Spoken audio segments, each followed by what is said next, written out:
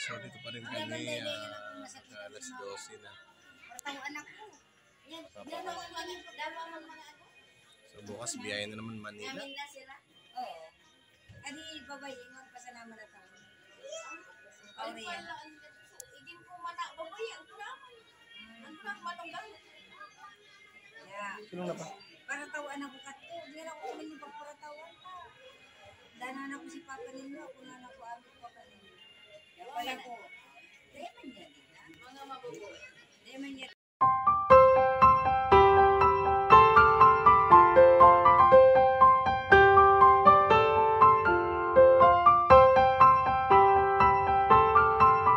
So mayroon tayong nagulat kanina dito, akala nila ulo puwit lang pala yung nasa dulo. Akala namin si Kuya.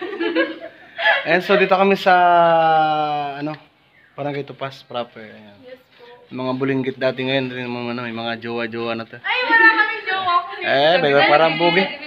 Pista magbayad. Ayan.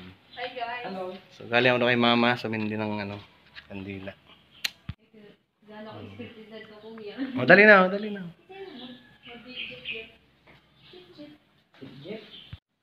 So, ayun nga, galing tayo na Maynila at after nun, dumating tayo nung gabi at tayo na sa cemetery ngayon para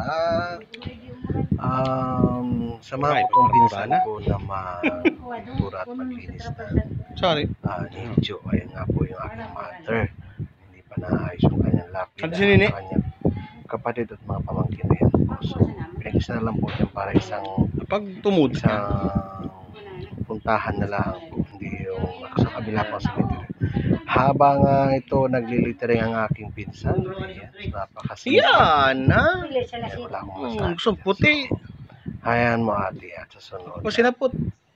Napagawa na natin yan. So, medyo lang tayo. Kinapos-kapos na ang budget. Pero at ito importante na kawit tayo ng maayos. So, hindi pa rin nga matapos-tapos dyan dahil pagkalit-lit rin ng pangalan ng mama ko. So, ayun. So, yung kamay na lang pang tinatapos. Kaya, at pahapon na rin yan. Nakisalis na rin mga tao dyan. So, sabi ko, eto, ayan na nga.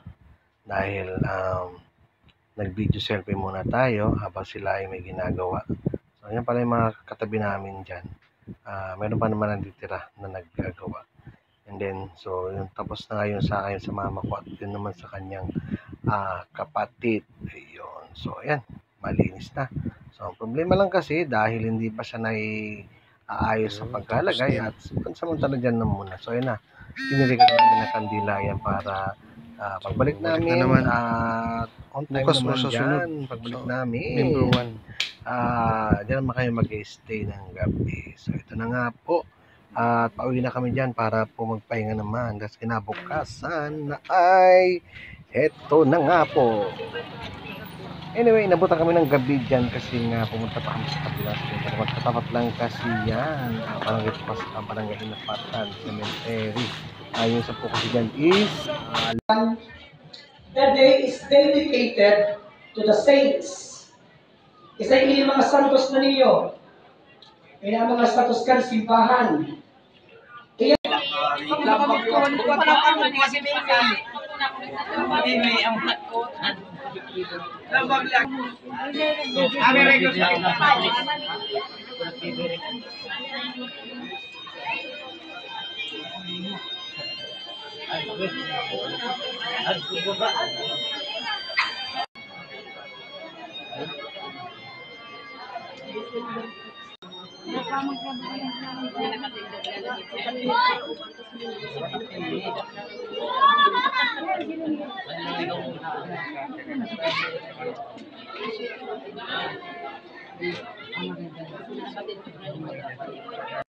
cemetery. Ayun.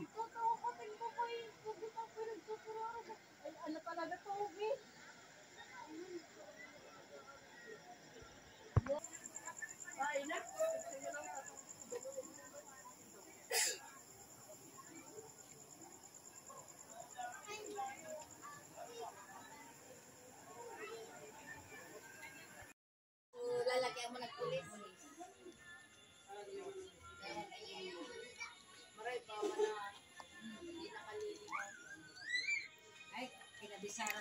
darwat to eh.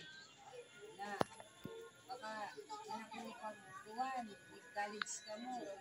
Ano to yan na, sige ako ni mama mo, nakabuelo ka mo, kasi pinabayan agad, kasi itinsin ang college.